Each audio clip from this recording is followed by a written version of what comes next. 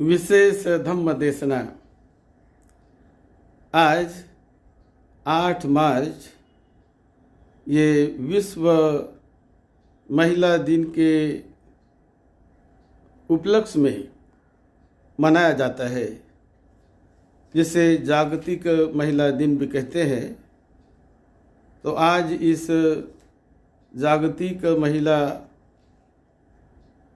दिन के अवसर पर हम सभी, हमारी माता भगिनियाँ, सभी महिलाओं को बहुत बहुत धन्यवाद देते हैं। महिलाओं के उत्थान के लिए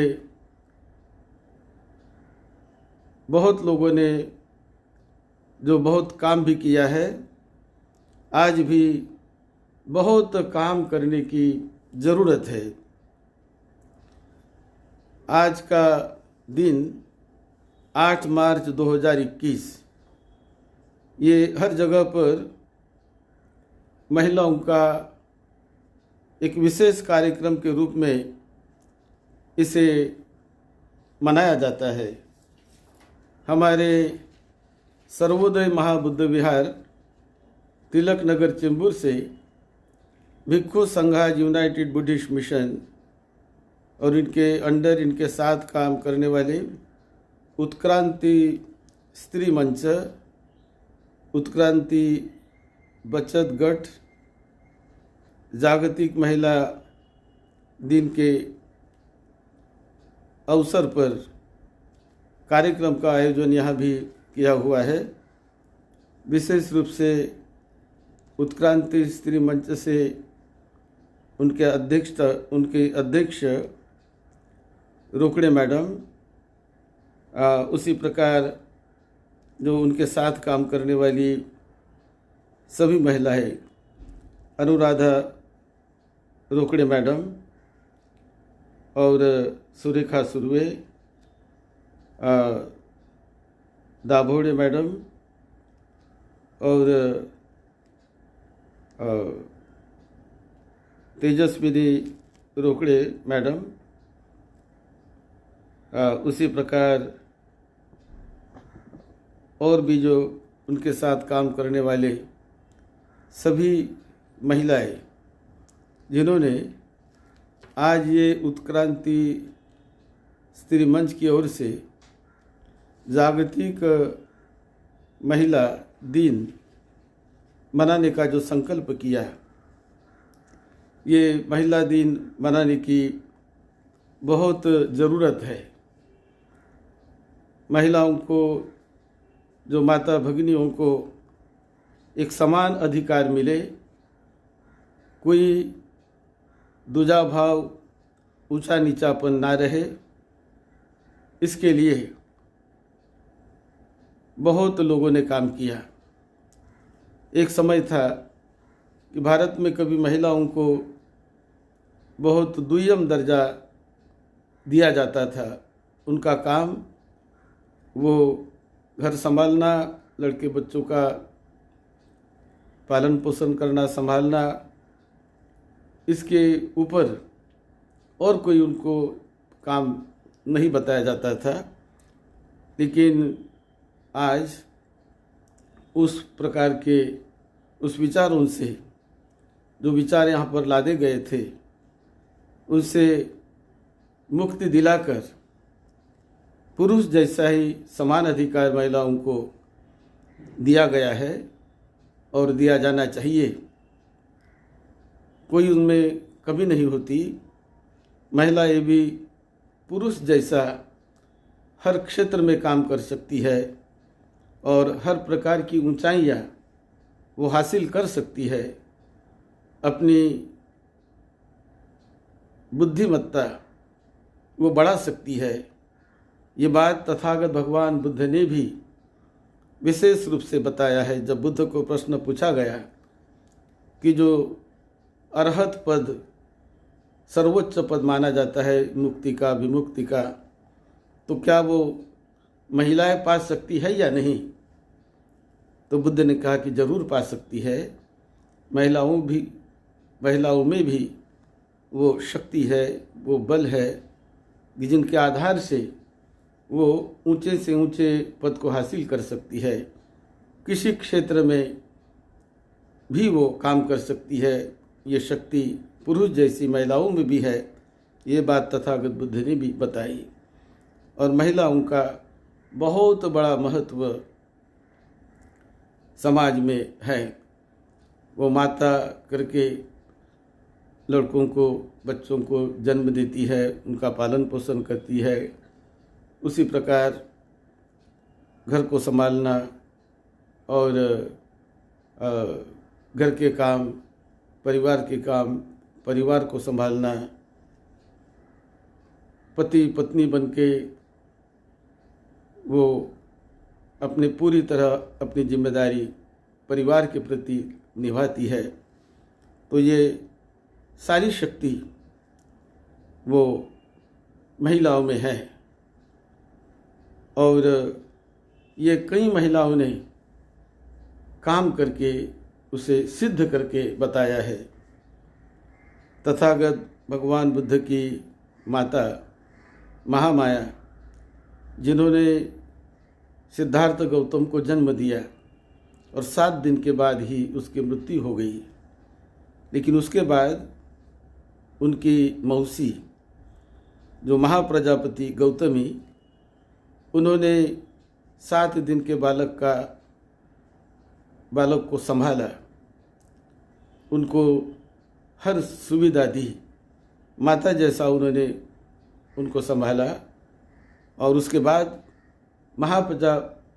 महाप्रजापति गौतमी ये भिक्षुनी भी बनी, और भिक्षुनी को 2500-600 साल पहले उन्होंने भिक्षुनियों में कितनी ऊंचाई वो धम्म क्षेत्र में, आध्यात्मिक क्षेत्र में हासिल की जा सकती है, उनके उदाहरण कई महिलाओं ने उस समय 2600 साल पहले पेश किए। और समान दर्जा तथागत बुद्ध ने महिलाओं को 2600 साल पहले दिया, जो महिलाओं के लिए उस समय दर्जा नहीं दिया जाता था, लेकिन बुद्ध ने ये बहुत ऊंचा काम उन दिनों किया है। उसी प्रकार माता सावित्रीबाई फुले, उनके काल में भी महिलाओं को पर बहुत जुल्म किया जाता था। उन्हें कोई अधिकार नहीं था, न पढ़ने लिखने का अधिकार, न स्कूल में जाने का अधिकार, न पढ़ने का अधिकार, और परिवार में द्वजा भाव उनके लिए भी दिया जाता था।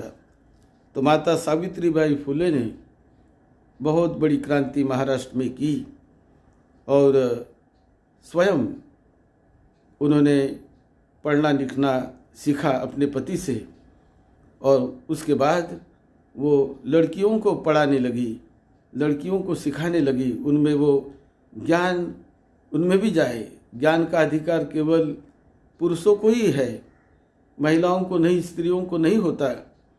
ऐसी गलत धारणा जो थी उनको तोड़ना था, तोड़ना जरूरी था, क्योंकि ज्ञान का अधिकार सभी को है, हर एक व्यक्ति ने ज्ञानी बनना चाहिए। ये बात तथागत भगवान बुद्ध ने 2600 साल पहले सिद्ध करके बताई। और कई हमारे ऋषि मुनियों ने भी, हमारे जो भारत की परंपरा में बहुत अच्छा सम्मान महिलाओं को भी दिया गया, लेकिन बीच में कहीं कुछ लोगों ने उन्हें बहुत दुय्यम स्थल दिया था, जो पुरुषों को सबसे बड़ा प्रधान स्थल दिया गया। तो ये गलत धारणा थी, ये गलत मान्यता थी, तो उन्हें लोगों ने उन्हें खत्म किया। और उनमें बुद्ध का भी बहुत बड़ा वहाँ पर कार्य है कि महिलाओं को समाज दर्जा देकर भिक्षुनी संघ उन्होंने निर्माण करके, जो दर्जा भिक्षु संघ को है वैसा ही दर्जा भिक्षुनी संघ को भी बुद्ध ने दिया। और ज्ञान की ऊंचाई पर महिला भी उच्चतम अवस्था पर पहुंच सकती है, ये भी सिद्ध करके बताया। और सावित्रीबाई फुले, माता सावित्रीबाई फुले ने भी बहुत अच्छा काम किया। उसी प्रकार माता भीमाई, माता रमाई, जो बाबा साहब की धर्म पत्नी माता रमाई रही है, तो उन्होंने भी बहुत महिलाओं के लिए काम किया और बाबा साहब को बड़ा बनाने में माता रमाई का बहुत बड़ा योगदान रहा है। उसके बाद हम देखते हैं कि भारत में इंदिरा गांधी भी इतने महान विशाल देश की पंत प्रधान रही और अपने काल में जो भी काम अच्छे से अच्छा किया जा सकता है वो काम उन्होंने किया और एक आयरन लेडी करके उनको एक दर्जा भी विश्व में दिया गया। तो आज विश्व में भी हम देखते हैं कि कई देशों में महिलाएं बहुत ऊंचे ऊंचे पदों पर विराजमान रही है। किसी देश की वो पंत प्रधान रही है, किसी देश की राष्ट्राध्यक्ष करके महिलाओं ने जिम्मेदारी निभाई और हर क्षेत्र में ऊंचाइयां हासिल महिलाओं ने की है। राष्ट्रपति करके महिलाएं रही है, जिसे राष्ट्राध्यक्ष भी कहते हैं। तो ये भी चीज़ हम देखते हैं। उसी प्रकार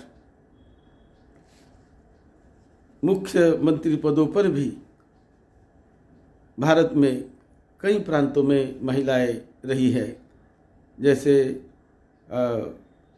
उत्तर प्रदेश में बेन मायावती, वो भी मुख्यमंत्री रही है। तमिलनाडु में रही है मुख्यमंत्री। उसी प्रकार आज हम वेस्ट बंगाल में भी देखते हैं, वहाँ भी एक ममता दीदी मुख्यमंत्री पद को निभा रही है। और कई प्रांतों में महिलाओं ने कई क्षेत्रों में भी अपनी ऊंचाइयां उन्होंने हासिल की और अच्छे प्रकार का काम उन्होंने करके दिखाया है। आज हम देखते हैं कि जैसे हवाई जहाज़ चलाने वाली पायलट महिलाएं भी हैं, वो हवाई जहाज़ चला सकती है, पानी का जहाज़ चला सकती है, ट्रेन भी चला सकती है। आज ट्रेन को चलाने के लिए ड्राइवर का काम भी अच्छी प्रकार से एक्सपर्ट हर काम को महिलाएं कर सकती है। ये सिद्ध करके दिखाया है हमारे बहनों ने, हमारे माता भगिनियों ने। उसी प्रकार जो आज है बस भी हमने देखा, जापान में भी हमने देखा, कोरिया भी मैंने देखा कि वहाँ पर बस ड्राइवर, बस कंडक्टर करके महिलाएं भी काम करती है।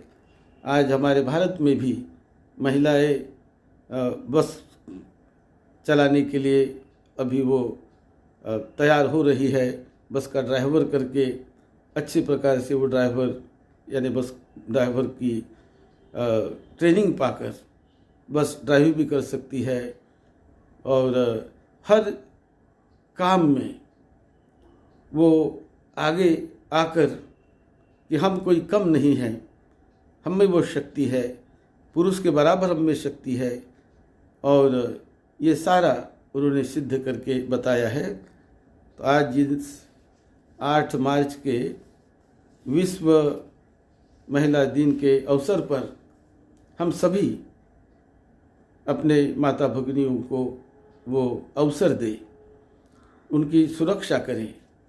कभी कभी जो हम सुनते हैं बहुत बार अन्याय अत्याचार भी महिलाओं पर लोग कर लेते हैं, पुरुष कर लेते हैं। तो ऐसे को सख्त हमें रोकने का प्रयास करना चाहिए, बदलने का प्रयास करना चाहिए और पूरी तरह जो स्वतंत्रता पुरुष को है, हमारे लड़के को जो स्वतंत्रता दी जाती है वही स्वतंत्रता लड़की को भी दी जानी चाहिए और दी जाती है। आज डॉक्टर बाबा साहब अम्बेडकर ने जो संविधान बनाया, उन संविधान में भी सबको समान दर्जा दिया है।